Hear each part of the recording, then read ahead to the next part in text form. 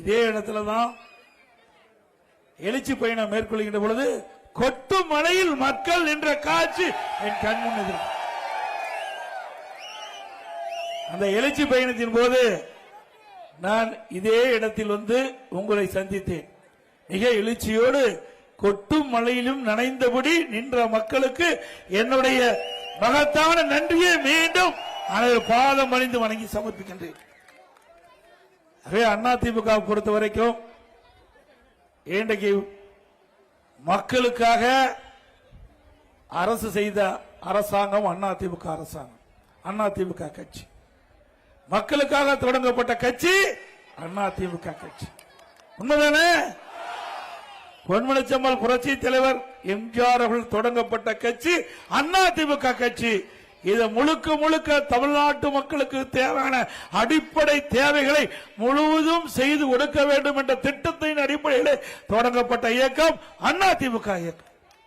பொன்மனச்செம்மல் புரட்சி தலைவர் மறைவுக்கு பிறகு இதை புரட்சி தலைவி அம்மா அவர்கள் பொறுப்பை ஏற்றுக்கொண்டு திறம்பட ஆட்சி செய்து இந்தியாவிலேயே தமிழகம் சிறந்த மாநிலம் என்ற பெயர் பெறுகின்ற அளவிற்கு எல்லா துறையிலும் வளர்ச்சி அடைந்தது.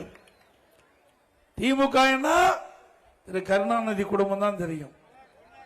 திரு கருணாநிதி குடும்பம்னா திமுக, திமுக திரு கருணாநிதி குடும்பம், திரு கருணாநிதி குடும்பம்னா திமுக. அது கட்சி அல்ல, கார்பரேட் கம்பெனி. அந்த கம்பெனியில அந்த குடும்பத்தை சேர்ந்தவர்கள் தான் அவர்கள் ஆட்சி அதிகாரத்துக்கு வர முடியும். கட்சியில் இருந்தாலும் கட்சியினுடைய தலைவரா குடும்பத்தை சேர்ந்தவர் தான் வர முடியும். அதே போல ஆட்சி அதிகாரத்துக்கு வர வேண்டும்னாலும் அந்த குடும்பத்தை சேர்ந்தவர்கள் தான் ஆட்சி அதிகாரத்துக்கு வர முடியும். ஆனா அதிமுக அப்படி அல்ல. சாதாரண தொண்டன் கூட இந்த அதிமுக கட்சிக்கு பொதுச் செயலாளராக முடியும். திமுக அப்படி எவராவது சொல்வதற்கு தில் இருக்குதா? திமுகவில் உழைக்கிறவர்களுக்கு மரியாதை கிடையாது. விசுவாசமா அந்த கட்சியில் இருக்கிறவர்களுக்கு மரியாதை கிடையாது.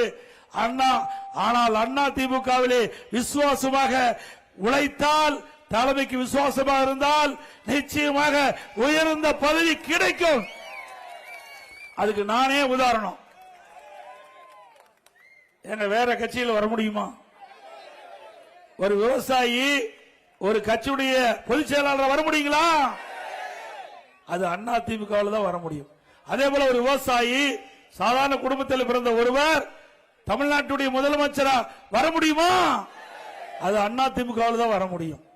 ஆக அதிமுகவை பொறுத்த வரைக்கும் ஜனநாயகம் உள்ள ஒரு கட்சி, ஜனநாயக முறைப்படி இன்றைக்கு செயல்படுகின்ற கட்சி. அதுபோல மக்கள் விருப்பப்படி ஆட்சி செய்கின்ற கட்சி அதிமுக கட்சி.